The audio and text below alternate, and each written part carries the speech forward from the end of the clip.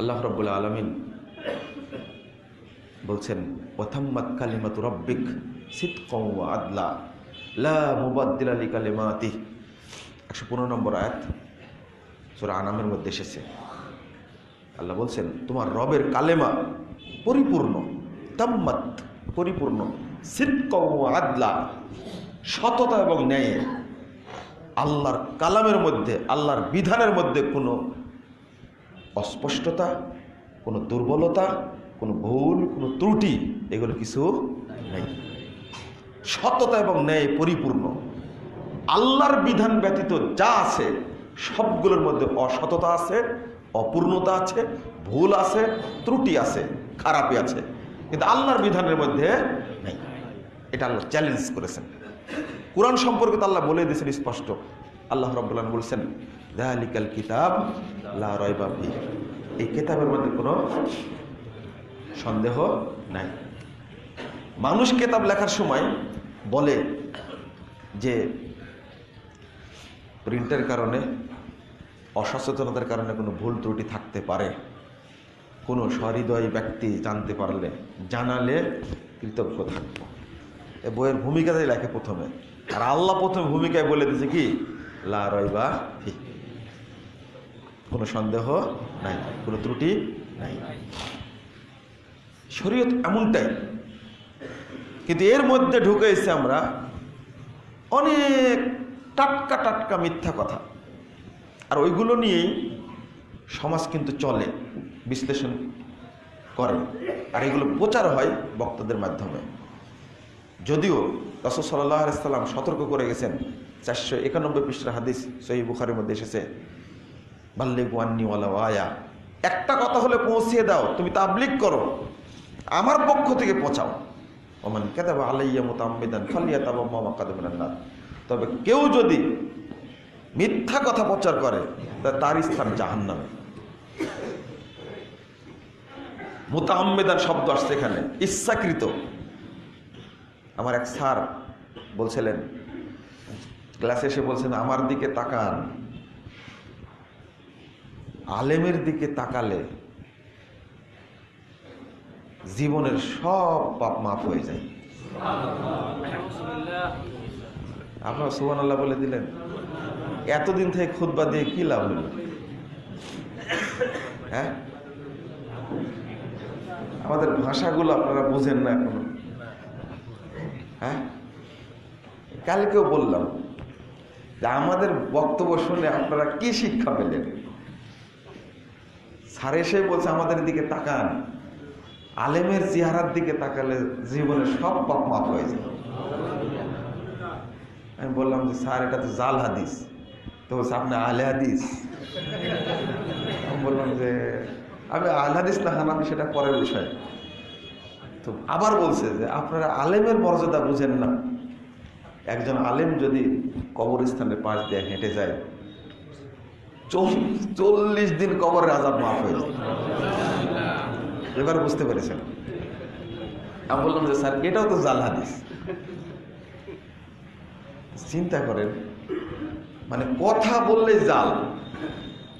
আর এতটাই, এই পিস টিভির আলোচনা এক ঘটনা ঘটছিল, গ্রুপ ডিসকাশন হচ্ছিল না, দেখছেন তো আপনারা। একজন আলেম ছিলেন, নাম বলছি না, তিনি প্রথম একটা হাদিস বললেন। তা আমি বললাম যে শেখ হাদিসটা তো জাল, এটা তো বলা যাবে না। তো খেপে গিয়ে বলছে যে জাল আপনি কে বলেছে? আপনি নিজেই দেখবেন হাদিস জাল। থেমে এবার আর একটা বলতে গেছেন। আমি বলছি যে শেখ এটা জয়ীফ হাদিস, এটা বলা যাবে না। তো খেপে গেছেন। এরপরে ঠান্ডা করে বসানো হলো, পরে আর একটা বলেছে। এবার আর হাসতে হাসতে বলছে যে শেখ এটা জাল হাদিস। তখন উঠে হাঁটা দিয়েছে, বলছে আমি আলোচনাই করবো না। আমাকে উপস্থাপক, ঘটনা তারা জানে, বলছেন যে এর পরিচালক তিনি ক্যামেরায় তো দেখতে পাচ্ছেন কি হচ্ছে, উনি চলে যাচ্ছেন। আমাকে বললেন যে আচ্ছা তুমি একটু এখন আর কিছু বললো না, আমি বললাম যে ইন্টারন্যাশনাল একটা চ্যানেল, আমাদের বক্তব্য সারা পৃথিবীর মানুষ দেখবে, একটা টাটকা জাল হাদিস বলছে, আর ওই জায়গায় যদি কথা না বলি কেমনে হয়? মুসা আলাইহিস সালাম বললেন যে আমার সাথে জান্নাতে কে থাকবে? খুব প্রসিদ্ধ বক্তার হাদিস এটা। জিবরাইল আলাইহিস সালাম জিবরিলকে পাঠান দিলেন আল্লাহ, যে মুসাকে বলো যে তুমি একজন কসাইয়ের সাথে জান্নাতে থাকবা। তো কসাইয়ের সাথে জান্নাতে থাকবো আমার কেমন কথা? মুসা আলাইহিস সালাম চলে গেলেন কসাইয়ের কাছে, যুবক ছেলে গোস্ত কাটাকাটি করছে। বাড়িতে গেলেন, মুসা আলাইহিস সালাম বাড়িতে গেলেন, যাওয়ার পরে দেখছে যে কি ঘটনা, আসলে দেখি তো এই কসাইয়ের সাথে আমাকে জান্নাতে থাকার কথা বলছেন কেন আল্লাহ? তো বাড়িতে যাওয়ার পরে বলছেন যে আপনি তো আমার অতিথি, একটু থামেন, আমি একটু কাজ করে আসি। কি কাজ? মা সেকাই আছে, মাকে নামিয়ে গোসল টোসল করায়া, জামা কাপড় পরায়া, ওই রান্না করা নিজের গোস্ত নিয়ে এসে খাওয়ায়। তখন মুসা আলাইহিস সালাম বলছেন যে কথাবার্তার পরে, এটা কে? বলছে হিয়া উম্মি, এটা আমার মা। তখন মানে মায়ের এত বড় খেদমতের কারণে মুসা আলাইহিস সালাম এই কসাইয়ের সাথে জান্নাতে থাকবে। এই যে একটা হাদিস চলছে, খুব চলছে, কিন্তু মানে এত বড়ই মিথ্যা হাদিস এটা, মানে পুরোটাই মুসা আলাইহিস সালামের উপর একটা অপবাদ দেওয়া হয়েছে। জানে না রাসূল মুহাম্মদ সাল্লাল্লাহু আলাইহি সাল্লাম পিতা মাতার ফজিলত কত বর্ণনা করেছেন, ওইগুলো বর্ণনা করা যায় না? চলছে। ইকরামার একটা ঘটনা আছে না, একই ঘটনা, যে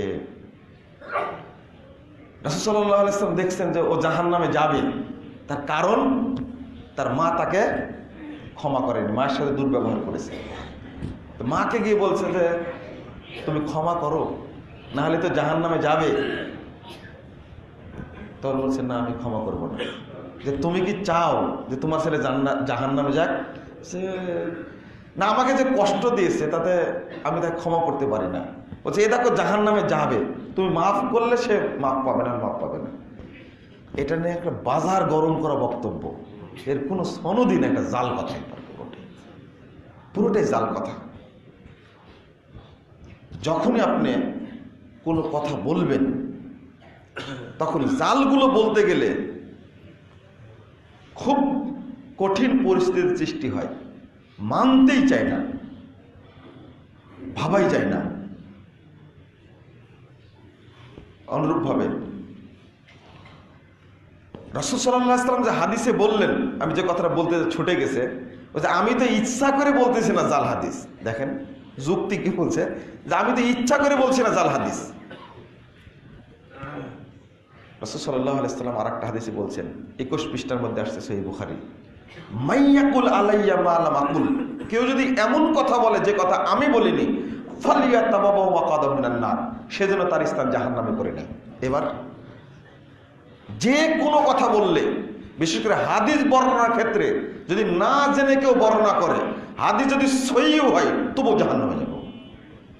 বুঝেননি কথা আমার? জেনে বর্ণনা করতে হবে। হাদিসটা সহিহ মানে মানে হাদ্দাসা বিহাদিসিন ইউরান্নাহু কাযিব ফাহুয়া আখাযুল কাযিবিন। কেউ যদি একটি হাদিসও বর্ণনা করে, যদি তার সন্দেহ হয় হাদিসটা সহিহ না মিথ্যা, জাল না সহিহ, তবুও সে মিথ্যুকদের একজন, নাউযুবিল্লাহ। তাহলে সহিহ মনে করে বর্ণনা করতে হবে। আর দিদার সে জাল হাদিস বর্ণনা করে যাওয়া মানে, জয়ীফ হাদিস বর্ণনা করে যাওয়া মানে। আর এই যে কেতাবগুলিতে বেশি জাল জয়ীফ হাদিস আছে, আরবি কেতাব হিসাবে বেশি আছে হেদায়া কেতাবের মধ্যে, বেশি আছে এই আপনার সারেবেকার মধ্যে, বেশি আছে কুদরির মধ্যে। আর বাংলা কেতাবের মধ্যে, উর্দু কেতাবের মধ্যে বেশি জাল হাদিস আছে ফাজাইলে আমুলের মধ্যে, জাল এবং মিথ্যা কথা। যেটা আপনাদের বলেছি, আলহামদুলিল্লাহ এটা অপারেশন করেছি, করে তাবলিগের স্বরূপ নামে ওটা বাজারে ছেড়ে দিয়েছি। আপনাদের কাছে আবেদন জানিয়েছি একটা, যে আপনারা একটু এই বইটা নিজ নিজ দায়িত্বে কেউ 10 কপি, 5 কপি, 50 কপি, 100 কপি একটু বিতরণ করবেন, এটা আমি দাবি করেছি আপনাদের কাছে। যেমন জাল হাদিসের কবলে রাসূল সাল্লাল্লাহু আলাইহি ওয়াসাল্লামের সালাত বইটা আপনারা বিতরণ করেছেন আলহামদুলিল্লাহ। এমন ব্যক্তিও আছে যে 5000 কপি ফ্রি বিতরণ করেছে আলহামদুলিল্লাহ, এই রেকর্ডও আছে। 1000 কপি, 2000 কপি তো আছেই। তাবলিগের স্বরূপ এই বইটা বিতরণ করার দরকার বেশি বেশি, যেন এই মুরব্বীরা অন্ধকার জাল থেকে বেরিয়ে আলোর পথে আসতে পারে। এই প্রসেসটা আমাদের করা উচিত। তাহলে আমি যেটা বলতে চাচ্ছিলাম, যখনই বলবেন তখন আপনাকে হিসাব করতে হবে হাদিসটি সহিহ কি না। যদি জয়ীফ হয় বলা যাবে না, জাল হলে বলা যাবে না, বললে বলে দিতে হবে হাদিস কি জাল। ওই যে বলছেন যে আলেমদের কলমের কালি শহীদদের রক্তের চেয়েও বেশি দামি। এটা টাটকা জাল হাদিস একটা চলছে। আর একটা হলো দোলনা থেকে কবর পর্যন্ত এলেম শিক্ষা করো, একটা পরিষ্কার জাল হাদিস। চীন দেশে গিয়ে হলেও এলেম শিক্ষা করো, এটা একটা জাল হাদিস। হব্বুল ওয়াতান মিনাল ইমান, অর্থাৎ দেশকে ভালোবাসা ইমানের অঙ্গ, একটা টাটকা জাল হাদিস। গাছ লাগান, পরিবেশ বাঁচান, নবী সাল্লাল্লাহু আলাইহি ওয়াসাল্লাম নিজ হাতে গাছ লাগিয়েছেন, মানে একটা নগদ জাল হাদিস। আপনি গাছ লাগানোর জন্য উৎসাহিত করেন, বরং আরেকটা হাদিস বলেন যে গাছের ফল যদি পাখিও খায় সেটাও সাদাকা। এটা হাদিস সহিহ। কেউ যদি পেড়েও খায় সেটাও সাদাকা। তাহলে একটা গাছ আপনি সাদাকার উদ্দেশ্যে লাগিয়ে দেন, এটা বললে বেশি লাভ হবে না ওইটা বললে বেশি লাভ হবে বলেন তো দেখি? সহিহ হাদিসটা বললে বেশি মানুষ গ্রহণ করবে, জাল হাদিসটা বলার কি দরকার? জাল হাদিসের প্রভাব মানে যে কোনো জায়গায় দেখবেন লেখা আছে, মানে একজন আলেম 1000 জন আবেদের চেয়ে উত্তম। জাল হাদিস এটা একটা। ফাকিহুন ওয়াহিদুন আসাদ্দু আলা শাইতান মিন আলফি আবেদ, অর্থাৎ 1000 আবেদের চেয়ে একজন ফকিহ শয়তানের উপরে সবচেয়ে ভারী। এটা একটা জাল হাদিস চলছে সমাজে, কিন্তু জাল। বর্ণনা করছি দিব্যি, আমি ভাবতেও পারিনি, চিন্তাও করতে পারিনি যে হাদিসটা যে জাল বলে দিলাম রাসূলের নাম দিয়ে। একটু সচেতন হই। তারপরে একটা হাদিস তৈরি করেছে, আউয়ালু মা খালাকাল্লাহু নূরি, আল্লাহ প্রথম আমার নূরকে তৈরি করেছেন। অর্থাৎ যে কথাটা, আল্লাহর নূরে নবীর জন্ম, আর নবীর নূরে সারা পৃথিবীর সৃষ্টি। নাউযুবিল্লাহ। এরা পাক্কা জালের। যত জাল হাদিস আছে তার মধ্যে এটা একটা অন্যতম 1 নম্বর জাল হাদিস। আল্লাহর নবী মাটির তৈরি, এটা দলিল আছে, বিশ্লেষণ আপনারা শুনেছেন, বিশ্লেষণ করছি না আমি। এটা আবার গোলাম মোস্তফা সাহেব বিশ্ব নবীর মধ্যে আরবি উচ্চারণ করে লিখেছেন, আউয়ালু মা খালাকাল্লাহু নূরি। এই বইটার মাধ্যমে সব জায়গায় ছড়িয়ে গেছে মুহাম্মদ সাল্লাল্লাহু আলাইহি ওয়াসাল্লাম নূরের তৈরি। নাউযুবিল্লাহ। আপনি চিন্তা করেননি, আল্লাহর নূরে যদি নবীর জন্ম হয়, আপনি ভাবছেন যে নবী সাল্লাল্লাহু আলাইহি ওয়াসাল্লাম আল্লাহর অংশ হয়ে গেল না? আর নবীর নূর দিয়ে সব জাহানের পয়দা, তাহলে এটা যদি বলা হয় সবকিছু আল্লাহর অংশ হয়ে গেল না? একটু খেয়ালও করে না যে বলছে হাদিসটা, চিন্তাও করে না। লাউলা কামাল্লাহ আমা খালাকতুল আখলাক, হে মোহাম্মদ, আমি তোমাকে তৈরি না করলে সারা পৃথিবীকে তৈরি করতাম না। টাটকা জাল হাদিস এটা। ও মোহাম্মদ, লাউলাকা লামা খালাকতুল জান্নাহ ওয়ান নার, তোমাকে সৃষ্টি না করলে জান্নাত জাহান্নাম সৃষ্টি করতাম না। জাল হাদিস চলমান চলছে। আর এইগুলোই বলে বেশি। আদম আলাইহিস সালাম দেখলেন যে দুনিয়া থেকে নামার পরে দেখলেন যে আরশের পায়ায় লেখা আছে লা ইলাহা ইল্লাল্লাহ মুহাম্মাদুর রাসূলুল্লাহ। তখন আদম আলাইহিস সালাম আল্লাহকে মুহাম্মদ সাল্লাল্লাহু আলাইহি ওয়াসাল্লামের ওসিলায় ক্ষমা চাইলেন। আল্লাহ জিজ্ঞেস করলেন যে তুমি এটা জানলে কিভাবে যে মুহাম্মাদের নামের ওসিলায় ক্ষমা চাইলে ক্ষমা হয়? তো বলছে আমি দেখেছি আপনার আরশের পায়াতে লেখা আছে যার নাম নিঃসন্দেহে কোনো বড় ব্যক্তি, এই জন্য তার ওসিলায় আমি ক্ষমা চাইছি। আচ্ছা, মুহাম্মদ সাল্লাল্লাহু আলাইহি ওয়াসাল্লামের ওসিলায় ক্ষমা চাইলে ক্ষমা হবে? এক। দ্বিতীয়ত, মুহাম্মদ সাল্লাল্লাহু আলাইহি ওয়াসাল্লাম পৃথিবীতে আসেনি। আদম আলাইহিস সালামের সময় কি মুহাম্মদ সাল্লাল্লাহু আলাইহি ওয়াসাল্লাম এসেছিলেন পৃথিবীতে? না, তার ওসিলায় ক্ষমা চাইছে। এই হাদিসটাই জাল, কিন্তু এত বর্ণনা করে সমাজে, চরম মানে অন্যরকম বর্ণনা। বলছে যে আসসালাতু মিরাজুল মুমিন, কি নামাজ মুমিনদের মেরাজ। লেখছে এইভাবে কলান নবী সাল্লাল্লাহু আলাইহি সাল্লাম, আল্লাহ নবী বলেছেন। একটা টাটকা নগদ জাল হাদিস, একটা নামাজ মুমিনদের মেরাজ বলে না, আপনারা তো বলেন মনে হয়, এটা জাল হাদিস। রাসূল সাল্লাল্লাহু আলাইহি ওয়াসাল্লাম মেরাজ থেকে আল্লাহ মেরাজে নিয়ে গেছেন, ভ্রমণ করিয়েছেন এবং তিনি 5 ওয়াক্ত সালাত দিয়েছেন, এটা তো হাদিস সহিহ। কিন্তু সালাত মুমিনের মেরাজ এইটা মনে করে হুজুর এভাবে সালাতের মধ্যে ঝুঁকতে থাকে, মেরাজে গেছে হুজুর, ঝুঁকছে। আপনি জানেন না মানে সালাত মুমিনের মেরাজ মানে না ঝুঁকলে তো মেরাজ হয় না।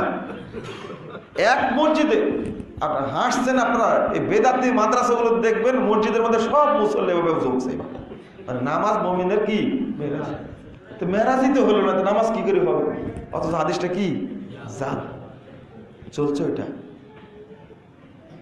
এমন অবস্থা যে বলছে যে আমি ইলমের ঘর আর আলী তার দরজা, এটা একটা জাল হাদিস।